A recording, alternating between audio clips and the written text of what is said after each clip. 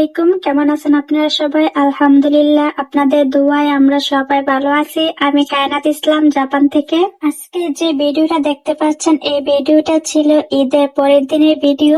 আজকে সারাদিন কি কি করি চলেন দেখা যাক। আমি ঘুম থেকে উঠে ফজর নামাজ পড়ি বা অন্যান্য কাজগুলো প্রতিদিন যা যা করি ওইগুলা শেষ করে তারপরে চলে আসছি চালের আটা রুটি বানানোর জন্য।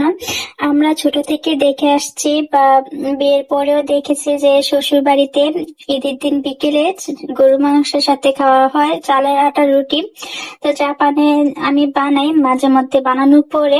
তো ঈদের দিন অনেক রান্না বান্না ছিল, ক্লান্ত ছিল। আপনারা হয়তো জানেন যারা আগের ভিডিওটা দেখেছেন যে আমি চাঁদ রাতের দিন সারা রাত জেগে কাজ করেছি, কোনো ঘুম ছিল না। সারা রাত না ঘুমানোর কারণে কি হয়েছে, ঈদের দিন আমি খুব বেশি অসুস্থ হয়ে পড়ি।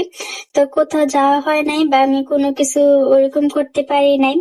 সারা দিন ঘুমাইছিলাম, তার জন্য কোনো কিছু করতে পারি নাই। তো আজকে ভাবলাম যে একটু চালের আটা রুটি বানাই সকালে নাস্তাতে। তো রুটি ছিল, তারপরে ছিল গরুর মাংস আর ডেজার্ট আইটেম গুলো ছিল, ওইগুলো আমার খাওয়া হয় নাই। আমার অসুস্থতার কারণে আমি খেতে পারি নাই।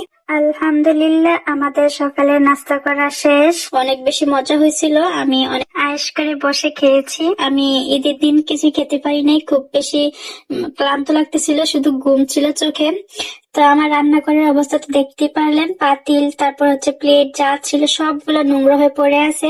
ওইগুলো আমি রাতে ক্লিন করতে পারি নাই। আর পাতিল গুলাতে ছিল খাবার, ওইগুলা আমি ছোট ছোট পাতিলে রেখে এখন ওইগুলা সুন্দর করে ক্লিন করব। আমি না, সরি, আপনাদের ভাইয়া ক্লিন করছেন।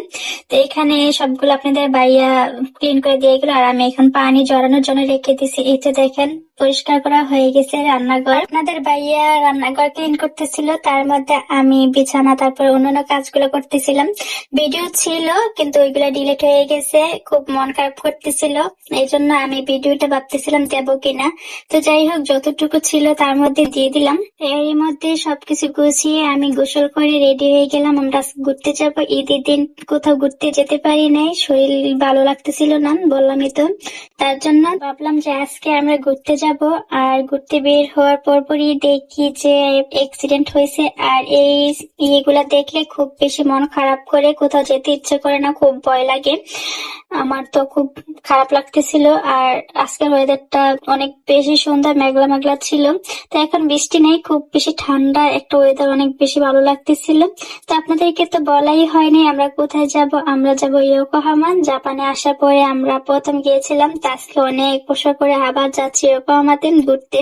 তো যাওয়ার পথে আমি যে গাড়িতে কিছু খাবো না এটা তো হতেই পারে না। আমি তো গাড়িতে উঠলে শুধু এটা খাবো ওইটা খাবো করতেই থাকি। তো আপনাদের ভাইয়া আমার জন্য অনেকগুলো চকলেট নিয়ে আসছে। আর গাড়িতে উঠলে আমি তো একদমই পা উপরে তুলে বসে থাকি। আমার কাছে এভাবে অনেক বেশি আরাম লাগে, এভাবে বসে থাকি, মোবাইল দেখি। এখন তো এই চকলেট তারপর হচ্ছে আইসক্রিম এগুলা খাওয়ার বয়স হচ্ছে আমার ছেলে, কিন্তু আমি আমার ছেলের থেকেও বেশি আমি খাই চকলেট, চিপস এগুলা। আমার কাছে এগুলাই ভালো লাগে, ভাত খেতে বেশ একটা ভালো লাগে না। আমাকে যদি চিপ চকলেট দিয়ে 7টা বসায় রাখে যে এক সপ্তাহ তুমি চিপ চকলেট খাবে, ভাত খাবা না, আমি এভাবে চলতে পারবো। আমার কোনো কষ্ট হবে না, আরামসে দিন চলে যাবে। তো এই তো কথা বলতে বলতে আমরা চলে আসছি ইয়োকোহামাতে। তো এই জায়গাটা দেখেন এত বেশি সুন্দর। আর এখান থেকে তো কেবল কার গুলো দেখা যাচ্ছে। তো আসার পরে এখন আরেকটা টেনশনে পড়ে গেছি, গাড়ি পার্কিং নিয়ে খুঁজতেছিলাম অনেকক্ষণ নিয়ে, প্রায় 5-10 মিনিটের মতো খুঁজতেছিলাম পার্কিং। তো যাক একটা পেয়ে গেছি। সারাদিনের জন্য 1500 ইয়েন ছিল। তো আমরা গাড়িটা রেখে তারপরে এখন যাব আমরা কেবল কারে। আর আজকে আসার পরে আরো মনটা খারাপ হয়ে গেছিল। কেবল কার আর ছিল পানির উপর দিয়ে একটা বাস যাবে, এই দুইটাই ছিল। আর অন্যান্য গুলা সবগুলাই বন্ধ ছিল, আজকে আর চলবে না। এইগুলা দেখে তো একদমই মনটা খারাপ হয়ে গেছে। এত দূর থেকে আসছি, আসার পরে যদি না ঘুরতে পারি, মনের মতো করে ঘুরতে না পারলে একদমই ভালো লাগে না। তো আপনাদের ভাইয়ের সাথে খুবই রাগারাগি করতেছিলাম। তো আপনাদের ভাইয়া বলে যে আমি কি করব, আমার কি দোষ, কিন্তু আমার খুব রাগ হচ্ছিল ওখানে। তো যাই হোক, কেবল কারে উঠবো, টিকিট কেটে নিছি। তো আপনাদের ভাইয়া বলতেছিল ঠিক আছে যে চলো কেবল গাড়ি উঠে আমরা তারপরে বাসে উঠবো, তারপর আমরা অন্য কোথাও যাব। তারপরেও আমি নিজে নিজে বকবক করতেছিলাম। তো এখানে আমি একটু আমার ছেলের সাথে দুষ্টামি করতেছিলাম যে আব্বু এত উপরে, আমি তো পড়ে যাব, আমি পড়ে গেলে তুমি আম্মু পাবা কোথায়। তো আমার ছেলে কি বলে জানেন, যে আম্মু তুমি তো পড়বা না, আমি আছি, আমি তোমাকে শক্ত করে ধরে রাখবো। এত সুন্দর করে বলে আমি তো একদম অবাক হয়ে যাই। আমার ছেলেটা দেখতে দেখতে মাশাআল্লাহ অনেক বড় হয়ে গেছে। সবাই দোয়া করবেন ওর জন্য, ওই জন্য একটা বড় হয়ে ভালো মানুষ হতে পারে। আমার ছেলেটা এত ছোট কিন্তু ওর কথাগুলো শুনলে একদম চোখে পানি চলে আসে, এত সুন্দর করে মায়াবী ভাবে কথা বলে আমার ছেলেটা। আল্লাহ ওকে বাঁচিয়ে রাখুক। তো এই তো দেখেন জায়গাটা অনেক বেশি সুন্দর। এখানে ঘুরতেছিলাম, এখানে ঘুরতে এসে আরেকটু লেট হয়ে যায়, আমরা বাসে উঠতে পারি না, বাসটা ছেড়ে দেয়। এই তো দেখতে পারতেছেন বাসটা ছেড়ে দিছে, এখন আর উঠতে পারবো না। তারপর আপনাদের ভাইয়া বলে যে ঠিক আছে চলো আমরা গিয়ে জিজ্ঞাসা করি বাস আবার কখন ছাড়বে। তারপর ওরা বলে যে 3 ঘন্টা পরে ছাড়বে, এতক্ষণ তো আর থাকা যাবে না, সম্ভব না। তো মন খারাপ নিয়ে চলে আসছি। তো আপনাদের ভাইয়া বলতেছিল যে ঠিক আছে চলো আমরা অন্য কোথাও যাই, এখনো অনেক টাইম আছে।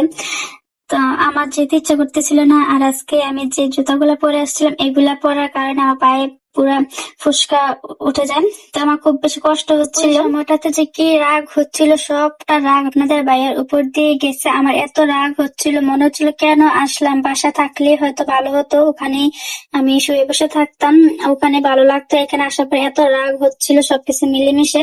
তো এখানে আপনাদের ভাইয়া বললো ঠিক আছে চলো আইসক্রিম খেলে রাগটা যাবে।